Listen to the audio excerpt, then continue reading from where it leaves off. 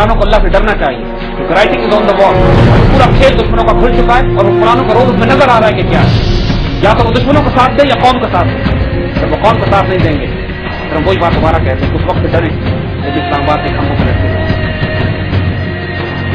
اور اللہ تعالیٰ بڑا بے نیاز ہے, پرواہ نہیں کرتا کہ آج ان کے آگے کتنی گاڑیاں چل رہی ہیں, کتنے سیکورٹی گارڈ ان کے آگے ہوتے ہیں. بڑے بڑے بادشاہ ان سے پہلے بھی بڑی بڑی سزائیں پا چکے ہیں, ان سے بڑے نہیں ہیں. اور خاص طور پہ وہ تمام لوگ جو پاکستان توڑنے کی بات کر رہے ہیں, مایوسی پھیلا رہے ہیں, کھل کے میڈیا امریکن اور اسرائیلی اور برٹش انٹیلیجنس کی شہ پہ یہ کہہ رہے ہیں کہ ہم پاکستان کو توڑ دیں گے, اور ہم ان سے بات کر رہے ہیں پاکستان کو الگ کرنے کے لیے. اللہ سے ڈریں کیونکہ ان کے نام ہم بھی نوٹ کر رہے ہیں. پھر اس وقت سے ڈریں کہ جب پاکستانی پیٹریوٹس اور نیشنلسٹ کاؤنٹر اٹیک کریں گے. یہ جو پاکستان توڑنے کی بات کر رہے ہیں پھر ہم دیکھیں گے پاکستان پہلے ٹوٹتا ہے یا ان کی گردنیں اتاری جاتی ہیں. ہم کلیئر وارننگ دے رہے ہیں, خبردار پاکستان کے خلاف مت بات کرو. We have seen you enough. بہت ہو چکا ہے یہ 60 سال میں مذاق تمہارا. کبھی پختونستان کبھی بلوچستان آزاد.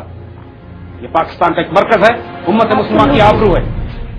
ہماری لاشوں کے اوپر سے تم پہنچو گے اس پاکستان کے نقصان پہنچانے کے لیے. بائی گاڈ ہم 17 کروڑ لوگ پاکستان سے پیار کرنے والے ہیں. تم چند سو اگر اپنی عزت اور آبرو بیچ بھی چکے ہو دشمنوں کے ہاتھوں, کل تم روم دیے جاؤ گے. یہ اللہ کا فیصلہ ہے, ہم صرف امپلیمنٹ کریں گے. فکر نہ کیجیے, پاکستان اللہ کے فضل و کرم کی عافیت میں, گھبرانے کی ضرورت نہیں ہے. حوصلہ رکھیں. اگر آپ مایوس ہو گئے تو دشمن کا پروپیگنڈا جیت گیا. مایوس مت ہوئیے, پیغام کو پھیلائیے ہاتھوں میں ہاتھ سے. ایک قوم کی حیثیت سے ایک مضبوط ہو کے منظم ہو کے ہم نے اس تھریٹ کا مقابلہ کرنا ہے. تھریٹس ہیں, زندہ قوموں کو ہی تھریٹس آتے ہیں, اور غیرت مند قومیں ہی پھر اس میں سے اپنا راستہ نکال کر اپنا پوچھ. پاکستان انشاءاللہ قائم رہنے کے لیے بنا قائم رہے گا. حوصلہ رکھیں.